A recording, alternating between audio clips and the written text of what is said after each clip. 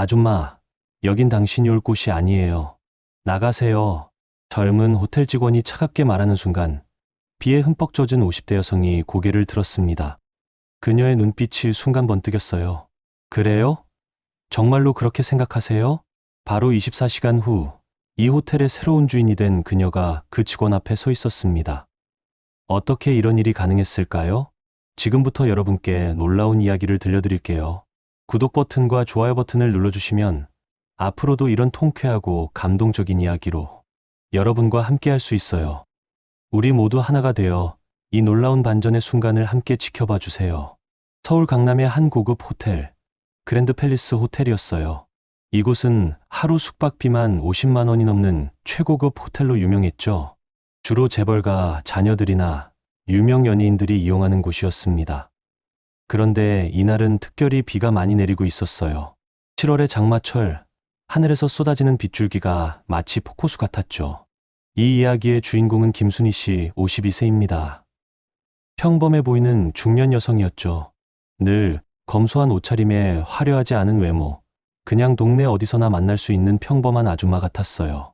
하지만 사람은 겉모습만으로 판단할 수 없다는 걸 오늘 이 호텔 직원들이 뼈저리게 느끼게 될 거예요. 그날 오후 3시경이었어요. 순희 씨는 강남역 근처에서 지인과 약속이 있었는데 갑자기 하늘이 먹구름으로 뒤덮이더니 거대한 빗줄기가 쏟아지기 시작했어요. 우산도 없었고 택시도 잡히지 않았죠. 어떡하지? 이 비에 그대로 서 있을 수도 없고. 순희 씨가 주위를 둘러보니 바로 앞에 그랜드 팰리스 호텔이 보였어요. 비가 너무 심해서 어쩔 수 없이 발걸음을 옮겼습니다. 호텔 입구에 자동문이 열리자 차갑고 상쾌한 에어컨 바람이 느껴졌어요. 하지만 순희 씨 몸에서는 빗물이 바닥에 뚝뚝 떨어지고 있었죠. 젖은 머리카락은 얼굴에 달라붙어 있고 평소 입던 검은색 블라우스와 회색 치마는 물에 젖어 몸에 달라붙어 있었어요. 호텔 로비는 정말 화려했어요. 높은 천장에 걸린 크리스털 샹들리에가 반짝이고 이탈리아산 대리석 바닥은 거울처럼 반질반질했습니다.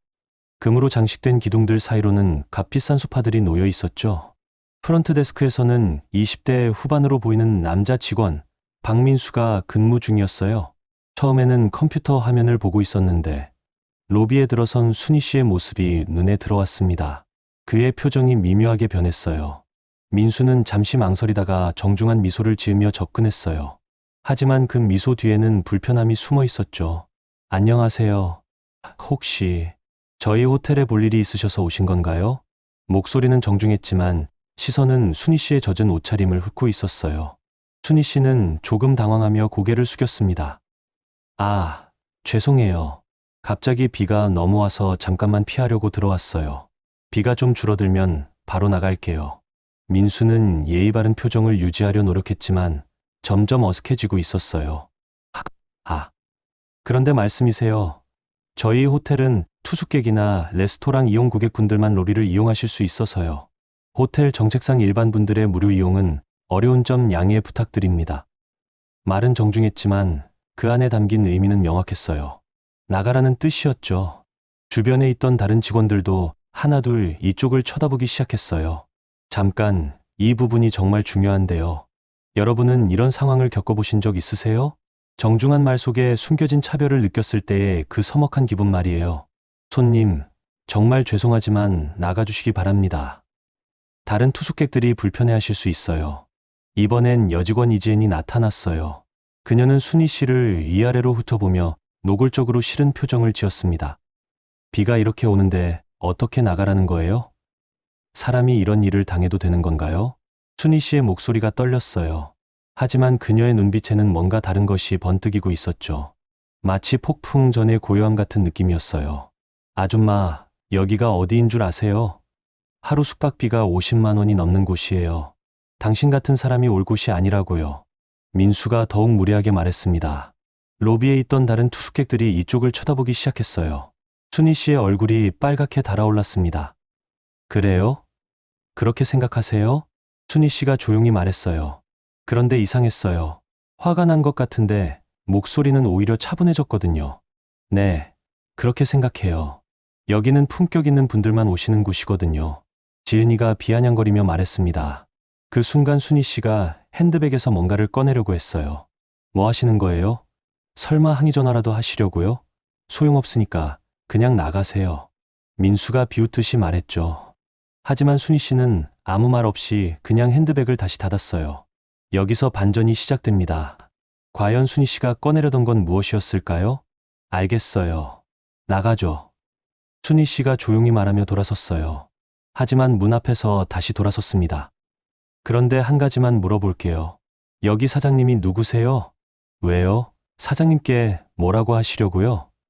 우리가 잘못한 게 없는데요. 지은이가 어이없다는 듯이 말했어요. 아니에요. 그냥 궁금해서요. 순희 씨는 그렇게 말하고 호텔을 나갔어요.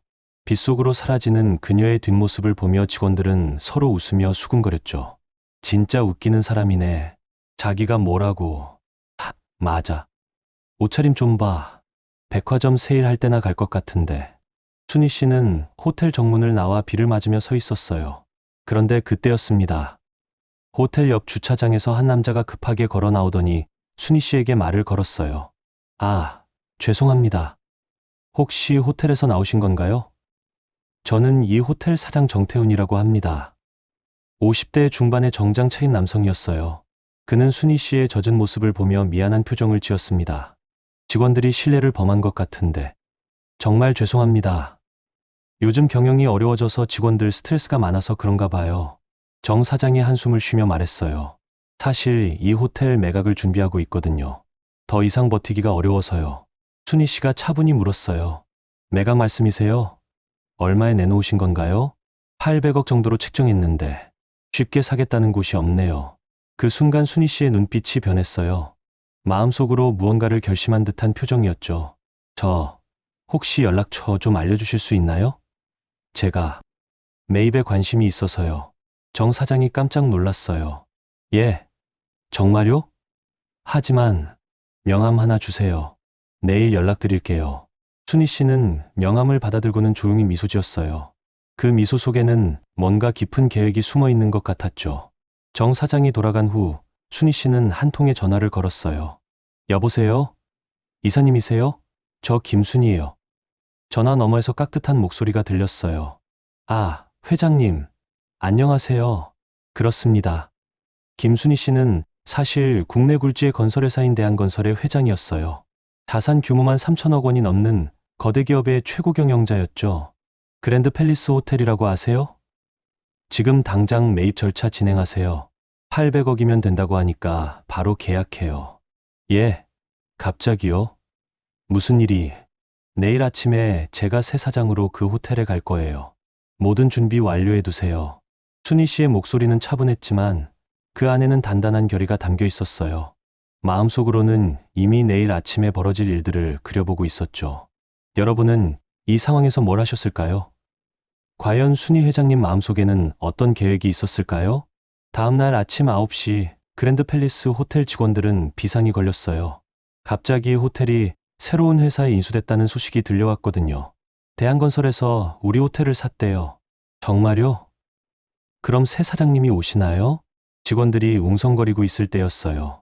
로비 입구에 검은색 벤츠 S클래스 2대가 나란히 섰습니다. 뒤이어 경호원들이 먼저 내려 주변을 살피더니 차문을 정중히 열었어요. 그때 한 사람이 천천히 차에서 내렸습니다.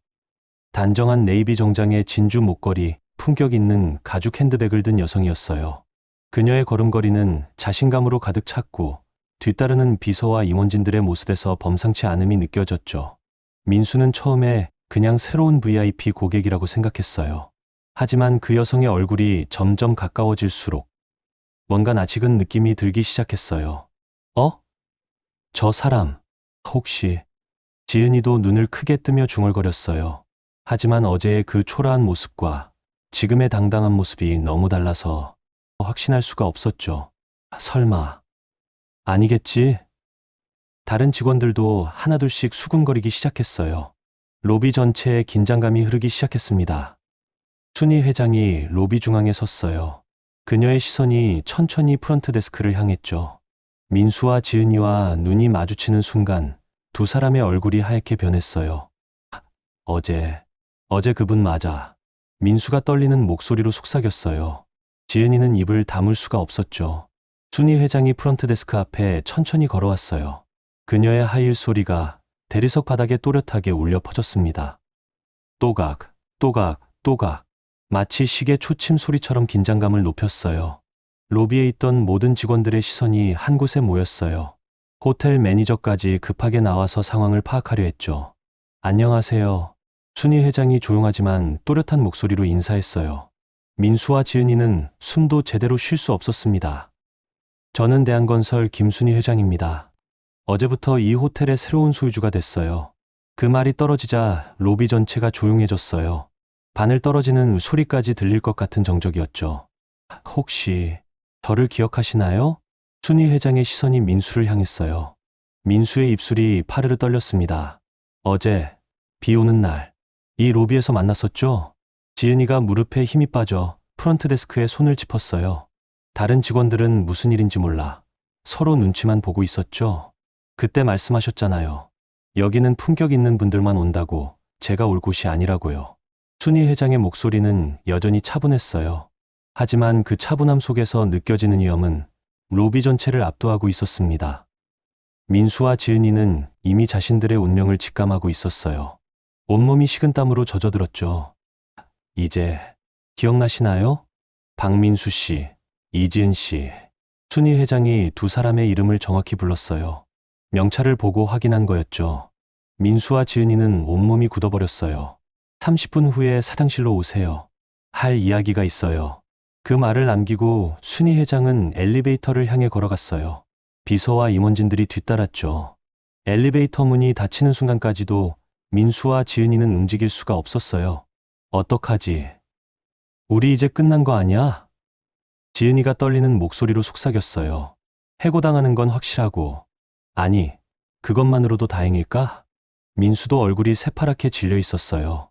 주변 동료들이 걱정스러운 눈으로 바라봤지만 뭐라고 위로해줄 말도 없었죠. 30분이 마치 3시간처럼 길게 느껴졌어요. 두 사람은 계속 시계만 바라보며 안절부절 못했습니다. 드디어 시간이 됐어요. 민수와 지은이는 무거운 발걸음으로 사장실 앞에 섰어요. 문을 두드리기도 무서웠죠. 들어오세요. 차분한 목소리가 들려왔어요. 문을 열고 들어서자 넓고 고급스러운 사장실이 나타났어요. 순희 회장이 책상 뒤에 앉아 있었습니다. 앉으세요. 두 사람은 가까스로 의자에 앉았어요. 하지만 등받이에 기대지도 못하고 앞쪽에만 살짝 걸터 앉았죠. 우선 말씀드릴 게 있어요. 순희 회장이 입을 열었어요. 민수와 지은이는 숨도 제대로 쉴 수 없었어요. 저는 두 분을 해고하려고 부른 게 아니에요. 그 말에 두 사람이 깜짝 놀라며 고개를 들었어요. 정말요? 지은이가 믿을 수 없다는 표정으로 물었어요. 네. 하지만 조건이 있어요. 순희 회장이 의자에서 일어나 창문 쪽으로 걸어갔어요. 어제 일을 생각해 보세요. 두 분은 저를 어떻게 대했나요? 민수가 고개를 숙이며 말했어요. 죄송합니다. 저희가 정말 잘못했어요. 왜 잘못했다고 생각하세요? 순희 회장의 질문에 지은이가 대답했어요. 저희가 회장님인 줄 몰랐어요. 그게 문제가 아니에요. 순희 회장이 돌아서며 말했어요. 제가 회장이어서 잘못 대한 게 아니라 한 사람을 외모로만 판단해서 무시한 게 잘못이에요. 두 사람이 고개를 더 깊이 숙였어요. 저도 어릴 때는 가난했어요. 남들에게 무시당하고 쫓겨나고 그런 경험들이 저를 더 강하게 만들었죠. 순희 회장의 목소리가 부드러워졌어요. 하지만 그 과정에서 깨달은 건 진짜 사람의 가치는 겉모습이 아니라 마음에 있다는 거예요. 돈이 많고 적고 옷이 비싸고 싸고는 중요하지 않아요. 민수가 떨리는 목소리로 말했어요. 저희가 정말 잘못 생각했어요. 앞으로는 절대 그러지 않겠습니다. 말로만 하면 뭐해요. 진짜 마음으로 깨달아야죠. 순희 회장이 다시 책상으로 돌아왔어요. 앞으로 3개월간 특별 교육을 받으세요. 매주 어르신들 복지관에서 봉사활동도 하고 다양한 사람들을 만나며 진짜 서비스 정신이 뭔지 배워보세요. 네, 감사합니다. 정말 감사합니다. 두 사람이 깊게 고개를 숙였어요. 눈가에 눈물이 맺혀 있었죠. 그리고 한 가지 더. 순희 회장이 미소를 지었어요. 앞으로 이 호텔은 모든 사람을 평등하게 대하는 곳이 될 거예요. 그게 진짜 고급 호텔의 품격이니까요. 몇 달 후 그랜드 팰리스 호텔은 완전히 달라졌어요. 모든 고객을 진심으로 환대하는 호텔이 됐죠. 민수와 지은이는 이제 호텔에서 가장 친절하고 진정성 있는 직원으로 소문이 났어요. 그들은 매주 복지관 봉사활동을 하며 다양한 어르신들을 만났어요. 그 과정에서 진짜 사람의 따뜻함이 무엇인지, 진정한 서비스가 무엇인지 깨달았죠. 순희 회장은 가끔씩 평범한 옷을 입고 호텔을 찾았어요. 하지만 이제는 모든 직원이 어떤 고객이든 똑같이 정중하게 대했어요. 그럴 때마다 순희 회장은 흐뭇한 미소를 지었죠. 여러분, 이 이야기에서 우리가 배울 수 있는 건 무엇일까요? 사람은 겉모습으로 판단할 수 없다는 거예요. 누구든지 존중받을 권리가 있고, 진짜 품격은 다른 사람을 어떻게 대하느냐에서 나온다는 거죠. 순희 회장처럼 우리도 다른 사람을 대할 때 겸손한 마음을 가져야 해요. 그리고 잘못을 했을 때는 진심으로 뉘우치고 변화하려는 노력이 필요하죠. 진짜 힘은 남을 짓밟는 게 아니라 잘못을 깨닫게 하고 성장할 기회를 주는 데 있어요. 그것이 바로 어른의 지혜이고 진정한 리더십이 아닐까요? 오늘 이야기는 여기까지입니다. 구독과 좋아요 버튼을 눌러주시고 댓글로 여러분의 생각도 나눠주세요. 다음에도 더 감동적이고 의미 있는 이야기로 찾아뵐게요. 우리 모두 서로를 존중하며 살아가는 따뜻한 세상을 만들어가요. 감사합니다.